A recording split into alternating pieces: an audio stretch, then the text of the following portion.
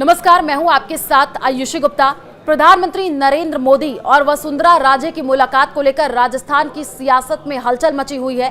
राजस्थान की पूर्व मुख्यमंत्री वसुंधरा राजे ने सोमवार को संसद भवन दिल्ली में प्रधानमंत्री नरेंद्र मोदी से मुलाकात की थी।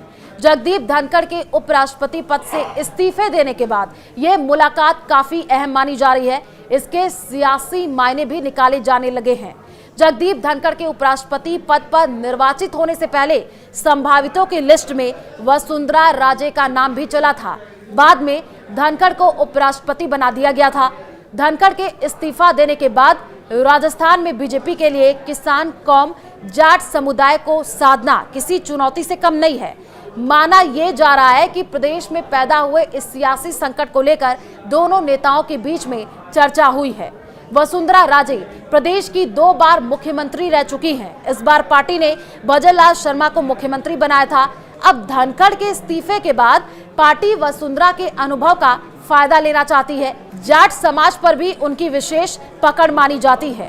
पार्टी का ये मानना है कि अगर अगला उपराष्ट्रपति राजस्थान से बनता है तो उसमें राजे की मर्जी भी शामिल हो। उपराष्ट्रपति की दौड़ में राजस्थान के रहने वाले सिक्किम के राज्यपाल ओम माथुर का नाम भी चल रहा है। जगदीप धनखड़ के इस्तीफे के बाद से नए उपराष्ट्रपति को लेकर के भी अटकलों का बाजार गर्म हो गया है और बीजेपी के वरिष्ठ नेता केंद्रीय मंत्री मनोहर लाल खट्टर का नाम भी चर्चाओं में है। और जब उनसे एक सवाल पूछा गया तो उन्होंने जवाब दिया। जब उनसे पूछा गया क्या वो उपराष्ट्रपति के रेस में है तो उन्होंने कहा, मैं विकल्प चुनने के लिए पैदा ही नहीं हुआ हूं। मुझे जो सूचना मिलती है उसके हिसाब से काम करता हूं। इसका मतलब साफ है कि वो किसी पद के लिए अपनी पसंद जाहिर करने के बजाय पार्टी के आदेशों का पालन करेंगे। ओम माथुर और वसुंधरा राजे की अदावत किसी से छिपी नहीं है। ऐसे में पार्टी के लिए राजे को साधना जरूरी हो जाता है। इसके साथ ही पार्टी में अभी राष्ट्रीय अध्यक्ष का चुनाव भी होना है।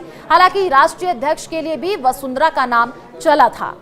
पीएम नरेंद्र मोदी और वसुंधरा राजे की इस मुलाकात को वसुंधरा समर्थकों की मांग से भी जोड़कर देखा जा रहा है। प्रदेश में सरकार बने 1.5 साल से ज्यादा का समय हो गया है और ऐसे में भजनलाल कैबिनेट विस्तार की चर्चा में जोरों पर है। इस मुलाकात को इससे जोड़ करके भी देखा जा रहा है।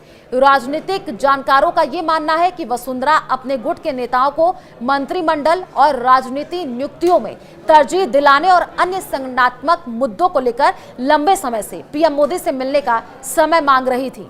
तो क्या वसुंधरा राजे बनेंगी अगली उपराष्ट्रपति? इस पर अभी भी सस्पेंस बरकरार है और अगले कुछ दिनों में तस्वीर साफ हो जाएगी।